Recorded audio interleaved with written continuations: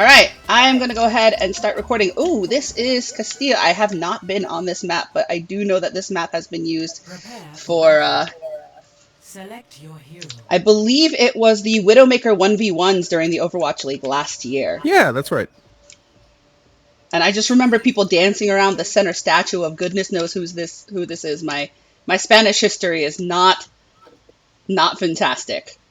But there's a person there. So there is a middle rotunda where you have the statue that you can kind of hide behind. You have this tower thing over on the side that provides pretty good cover for a Pharah or a Mercy or an Echo in this case. That's right, Echo's going to be in here. That'll make things extremely interesting. And then you also have a little side room along the side if that's if you wind up playing a more close quarters character. Reaper could probably do pretty well in that corner there.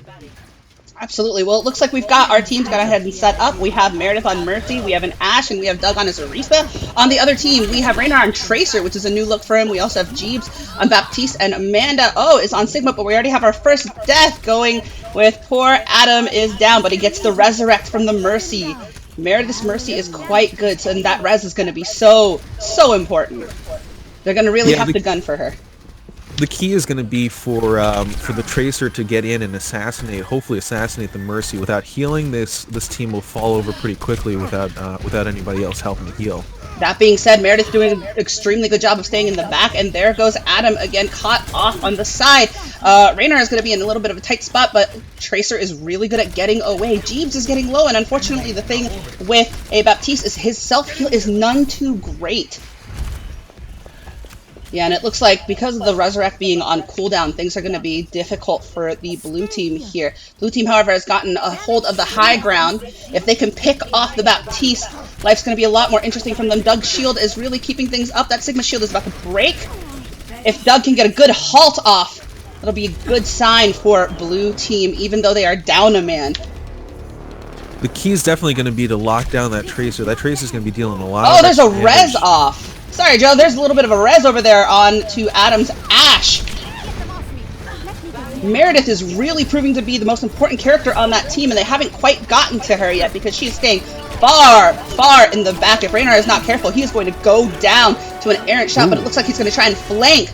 He's going after Meredith, but he doesn't quite have... Oh, there goes Jeeves. Jeeves goes down, just like I said. Baptiste does not have a lot of good self-healing. Oh, red team! Oh no, Raynar has 2 health left! Run away! Oh, and the cap point gets taken by blue.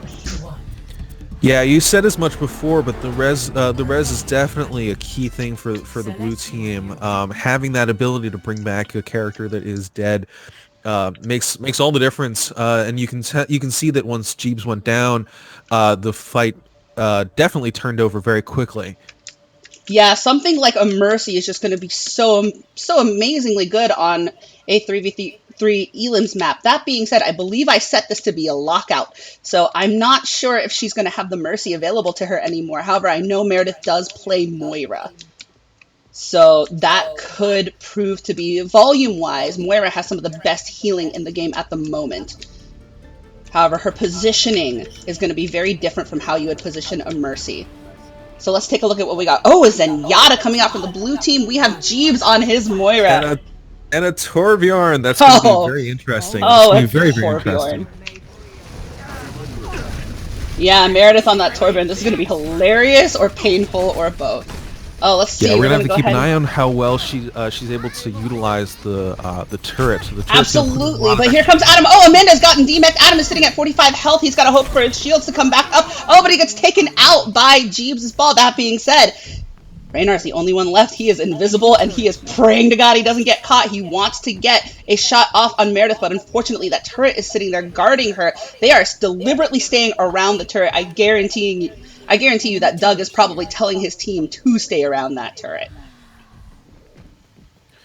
Yeah, but the problem is going to be what is her plan? What's the plan for the Sombra, right? Oh, they're venturing away from the turret. This might be a chance. Is going to be very tough. Nope, no way. That turret is just such a problem, and there are no health packs when you're doing a 3v3 lockout mode. Yeah, and as soon as the the Sombra's gonna have to pick a good spot to fight, because once that turret locks onto you, you're basically done. Yeah, it looks like Team 1 has actually ventured out of range of the turret. However, they are deliberately spraying damage just to see if they can catch the Sombra in an off position. Probably a good strategy to wait for the capture point to unlock and then for them to rush to the point where the turret is smartly set up. However, Reynar is deliberately setting on the opposite side of this statue. We got 10 seconds before it unlocks. Oh, nope! Oh, here we go. Oh, nope, there we go. Unfortunate. Right now the score is 2-0 for blue team. Doug is visibly upset. Yeah, I mean the fight was basically done once Amanda and Jeeves fell. There wasn't really much that Reynar was going to be able to accomplish with 32 health, especially with the turret covering the point. And as soon as the capture point opens, that was definitely going to be the game. He would have had to make his move before then. Absolutely, and since this game is to, I believe, first to 3 wins, that means this is match point for blue team here. So let's see what kind of composition that they have. They've won with the Torbjorn and the Sigma and a Zen and a Mercy and a couple of really key picks. So let's see. Oh, we have... there we go! Doug saved his main for absolute last. His Moira is the stuff of legend. So let's see. We got a break going on Jeeves' side over here. Let's see if Reynar is going to be doing his favorite flanking thing. Amanda has been trying out that Widowmaker for quite a while. Oh, here comes Jeeves on the Brigitte. However, he goes down immediately to the Reinhardt. Let's see. What is Amanda doing all the way up there? She's really trying to stay unnoticed and try and get a couple pot shots. But unfortunately, the thing with Widowmaker is there is a Winston on the other team. Yeah, the blue team did a smart thing and came out with a double tank build, double tank comp, which is... Oh no, Amanda's taking so much damage and she's down! Yeah, it's very unfortunate for Amanda. Her choice in a Widowmaker was just hard countered by the double tank composition. There's nothing that she was going to be able to do against the 2 shielding characters, and it'd be really easy for Adam to just jump on top of her. Absolutely, and here comes Reynar doing my favorite thing, running around on the hamster wheel. However, it is inevitable that he would go down in a 2v1, especially against a 2-shield tank composition. That poor Widowmaker did not stand a chance. So GG to both teams. Let's take a look at this play of the game.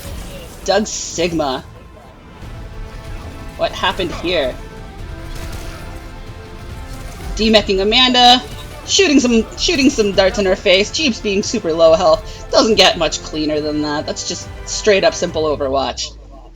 Yeah, that team composition there in that highlight was an interesting one. D.Va's not a very good anchoring tank. We know and we call her an off tank. And you can see right there that as soon as she was out of any ability to remove damage or to block any damage, the composition just fell apart. There's just not enough ability to block damage with a D.Va as your only tank. Absolutely. God, okay. So we're going to go ahead and take it to the next round, folks. Thank you for watching.